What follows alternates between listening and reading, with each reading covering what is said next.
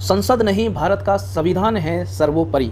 Chief justice of India B R. Gavai के द्वारा ये बात एक बार फिर से दोहराई गई कि भारत का संविधान ही सर्वोपरि है, ना कि यहाँ पर जो संसद है या एग्जीक्यूटिव है वो यहाँ सर्वोपरि नहीं है, भारत का संविधान ही सर्वोपरि है। और इसके पीछे उन्होंने कारण भी बताया। जो यहाँ डिसीजन था 1973 का Kesavananda Bharati versus state of Kerala, उसमें ये बात स्पष्ट तौर पर कही गई थी कि जो basic structure of Indian constitution है, जो मूलभूत ढांचा है संविधान का, उसमें परिवर्तित नहीं किया जा सकता। उसमें संविधान में ये प्रावधान होने के बावजूद भी 368 जो संविधान संशोधन की बात करता है कि संविधान में यदि संशोधन की जरूरत है तो संविधान में परिवर्तित किया जा सकता है, लेकिन संविधान में ऐसा कोई भी परिवर्तन नहीं किया जा सकता जिससे कि उसका मूलभूत ढांचा परिवर्तित होता हो। तो डॉक्ट्रिन ऑफ बेसिक स्ट्रक्चर आया था इसी केस में, केशवानंद भारती वाले मामले में। तो इस केस को भी उन्होंने दोहराया कि बताया कि जो basic structure of Indian constitution है उसमें परिवर्तित नहीं किया जा सकता। तो ये मुद्दा क्यों यहाँ चल रहा था? तो संसद के द्वारा जब भी कोई कानून बनाया जाता है और यदि उसे सुप्रीम कोर्ट में किसी के द्वारा चुनौती दी जाती है या सुप्रीम कोर्ट सियो मोटो या संज्ञान लेता है उस कानून के संबंध में और ये पाता है ये भारतीय संविधान के सम्मत नहीं है, अगेंस्ट कॉन्स्टिट्यूशन है, तो वो उसे यहाँ अनकॉन्स्टिट्यूशनल डिक्लेयर करती है। आपने देखा ही होगा जैसे कि इलेक्ट्रल बॉन्ड का मामला था जिसे कि सुप्रीम कोर्ट ने अनकॉन्स्टिट्यूशनल डिक्लेयर किया था।